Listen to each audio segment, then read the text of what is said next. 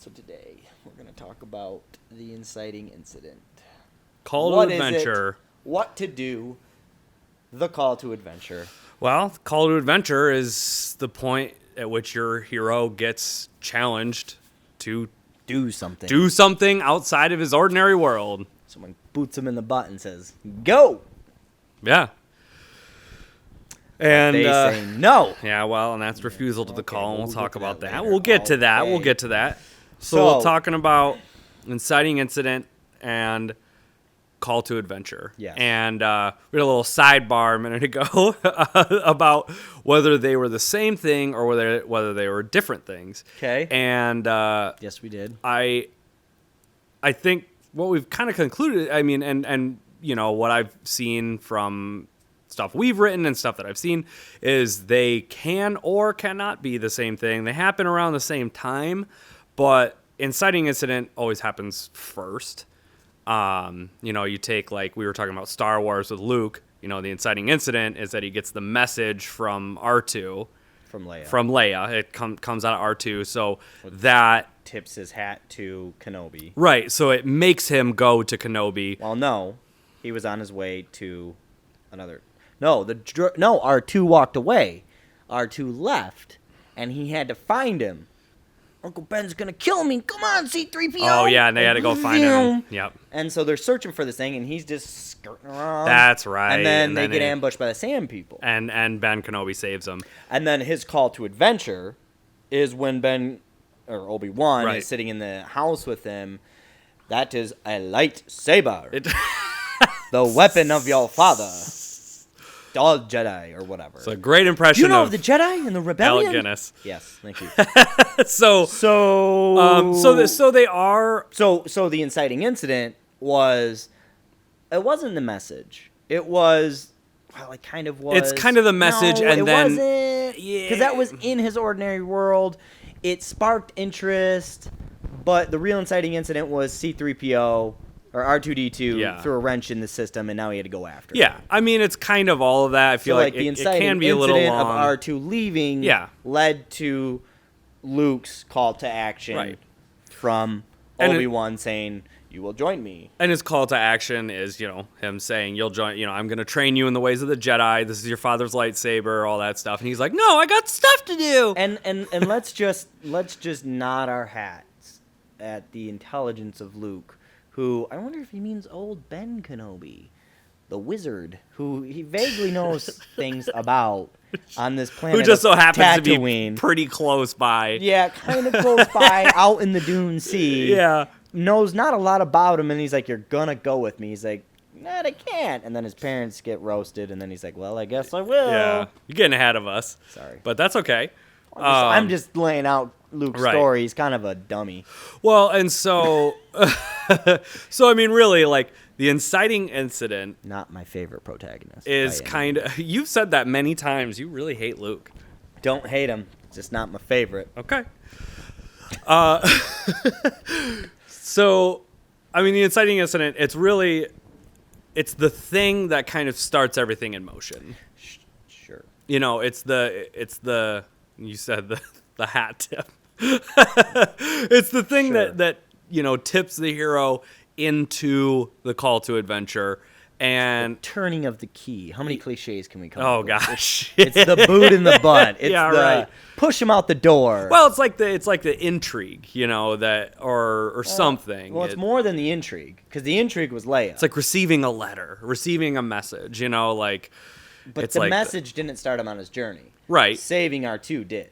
Yes. Or not saving him, but salvaging him, getting. But him I could back. argue that all of that, once he got R2, got the message, that all kind of was the inciting incident. So that's an interesting thought. Do you need to have one singular inciting incident, or should you build I don't think so. your call to action upon multiple scenarios? I think you can. Because it's almost more interesting, I think, if you do build multiple scenarios in your call to adventure, it makes their refusal even stronger. Yeah. When you've laid forth a case of, like, you must do this. Yeah. And they're like, but I can't. Right.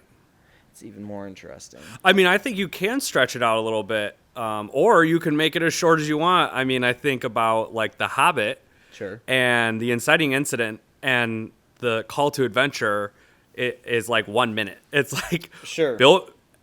Gandalf shows up, inciting incident. Within a little bit of time of him showing up, he's like, I'm looking somebody to share an adventure with me. Yeah. A literal, I think that's probably the best depiction of the call to of adventure, because Gandalf literally calls Bilbo to adventure with him. To adventure with him. He's literally like, I'm calling you to adventure of a matter of speaking. Almost like this is some kind of inciting incident. Yeah. Yeah. I really like the... It's like so textbook. This is going back to film school flashbacks. For anyone out there watching, our instructor loved Gladiator, and that was like the pinnacle case study Yeah. throughout most of class. Yeah, we use Gladiator a lot. But the inciting incident, the call to adventure, was actually a very good one, because it wasn't it's not really that clear, and it's not really that beneficial. Right. And so what was his name? Marcus Aurelius? Yeah. What was his name? When he refuses the call, Or yeah, I don't know. Maximus. Maximus. He was the emperor. Aurelius or whatever was the emperor. Yeah. Maximus. I don't know. Maximus. That dude, Russell Crowe. Mark Desmond. That man. When he did refuse the call, it actually made a lot of sense to his character arc. Okay. So, like, in his ordinary world, right, he was a general, and he was a really good general, always going to serve his king, but in his ordinary world, he had a longing to get back to his wife and his children. Yeah. And his call to action was, join me as the emperor and as my right-hand general. And his refusal was, well, I don't trust you because you killed your father. I know you killed your father. Mm-hmm. And so he basically told the new emperor, who did kill his father, no. And that event sets off the story. Right. Of him becoming the slave, and then the gladiator, and then getting his revenge in the Colosseum. And so it's an interesting one, because it's not necessarily like a positive or happy, like, or you have to do this to save all humanity, or whatever.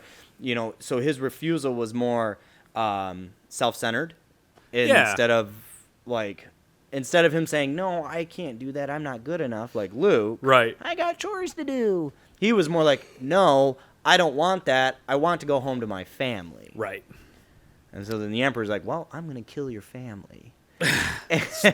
Spoilers! Oh, wait. If it's a spoiler by now, you deserve to be spoiled. I'm just kidding. I was going to watch that this weekend for the first time. I finally get into it.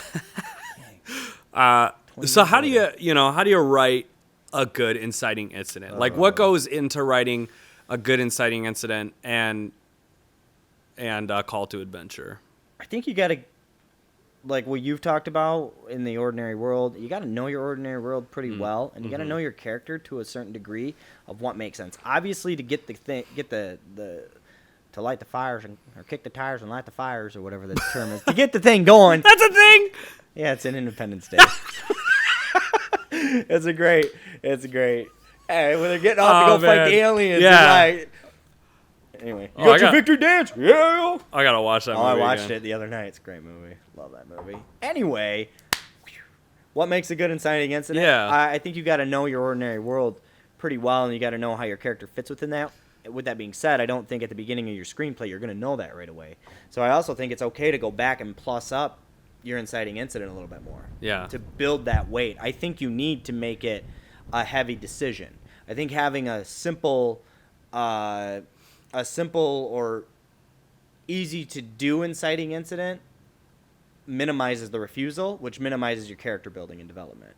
Sure. Because your character has a longing, they want to go somewhere. Yep.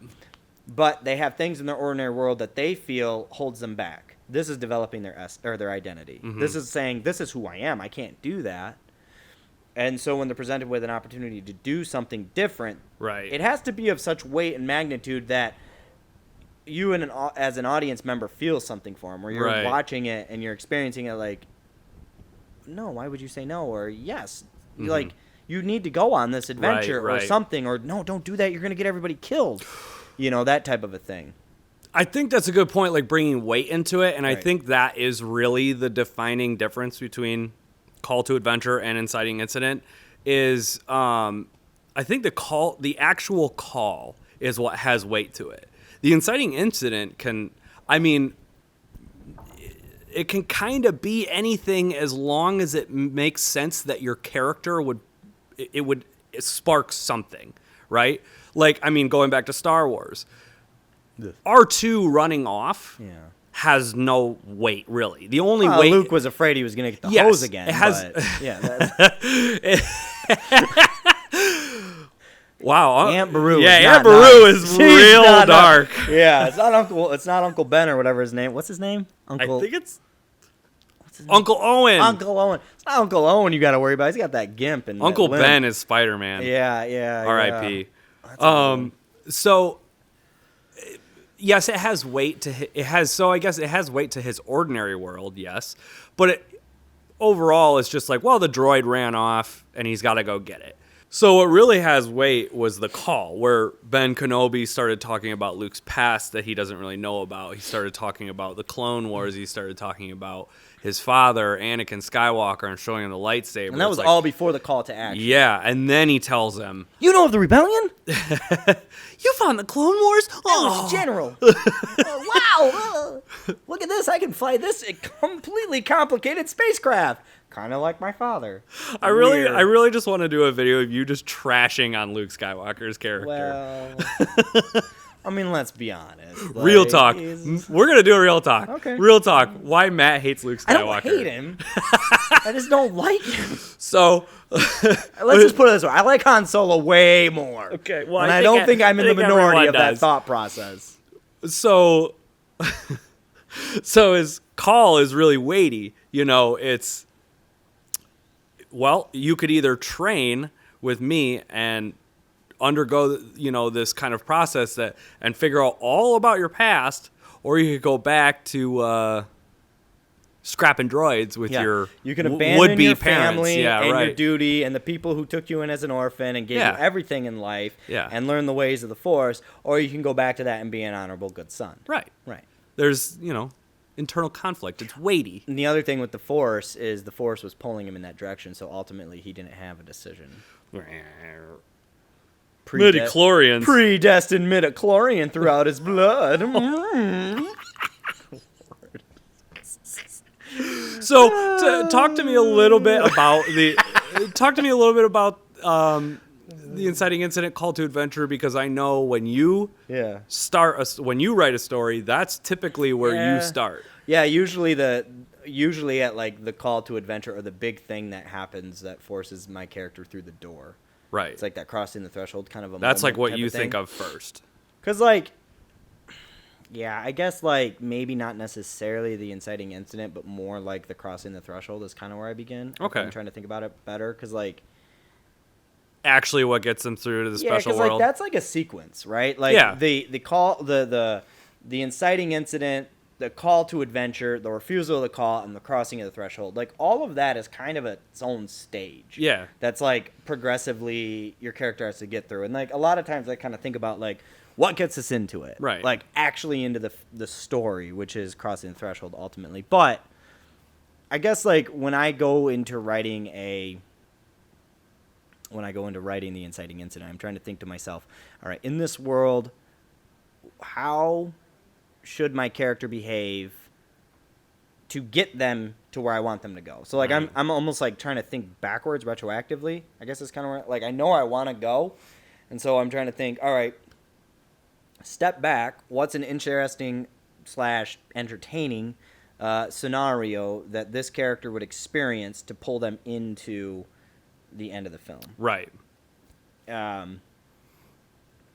Usually they're terrible. They start really bad. Usually my inciting incidences never make it into the final draft. The first inciting incident never makes it into the final draft because as the character develops, there's more weight added to it. And then as the character develops, you discover more interesting things that you could place into the ordinary world and who they are as a character. I also have to find myself having to be careful with that too, because sometimes I make my ordinary world like way too complex, where it's like 30 pages, and I'm like, okay, this needs to be 5. Sure. So, Yeah. yeah. So how to write it? I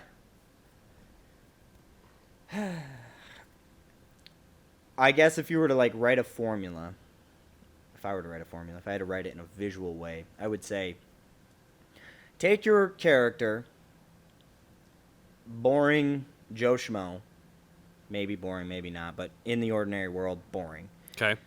And think of something completely different that she has never experienced before. Mm-hmm. Now figure out a way to present that to them in a way that is easy for them to understand, not for the audience to understand. Because like I feel like if you present your protagonist with too complex of an inciting incident, it's too complex for the audience to understand at that point, and it becomes too big. It becomes almost the climax of your film versus the inciting incident. So your character needs to grow to that really complex realization in the climax. So there's the death and resurrection moment leading us to the resurrection and the return of the elixir and all that stuff. Like, you need that later. Yeah. It's like a mini conflict, It's a mini conflict that kicks off the conflict. It's the lighting of the wick. And so how do you start that in a way that makes sense to your character? I think that's the hardest part about it. It's like, because as a creative like storyteller, you always want to come up with the coolest, neatest thing. Right. And a lot of times I find myself having to like pull that back. Like, for example, the Western I'm writing, the inciting incident is huge. Yeah. Like, it's big. It's like, there's like 15 people killed in like the first 10 minutes of the film. Yeah. And like explosions, and I mean, it's cool. Right. But it's big. Right. And so like, it's nice though, because it does fit into the ordinary world that our character operates in. However, it is probably too big in that scenario and situation. So I might have to revisit that. I don't know. Well, okay. Well, but like listening to that. But thinking about it, it's not the inciting incident. Jeez. The inciting incident is actually quite simple. And, I did a good job. Give myself a gold star. So the opening of the film is a very big hook. It's like, we're in it, bank robbery. Mm-hmm. We're gonna pew pew pow pow. Take a lot of money out of this bank. Not to give the movie away, but take a lot of money out of this bank, and we're gonna disappear into the sunset. And then our protagonist, he's met with something totally different he's never dealt with before, where he's on the opposite side of a desk of a law official. He operates as a bounty hunter, and he's used to talking to sheriffs and things like that, and like getting the bounty and getting the money and all that stuff.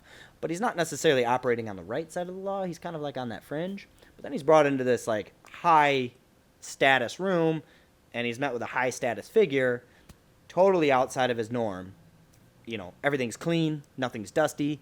It's a very polished room, and he's there, head to toe, covered in dirt, kind of a nasty dude. And he's given this chance and opportunity to do something that he knows he shouldn't be being asked by someone who's on the right side of the law to do.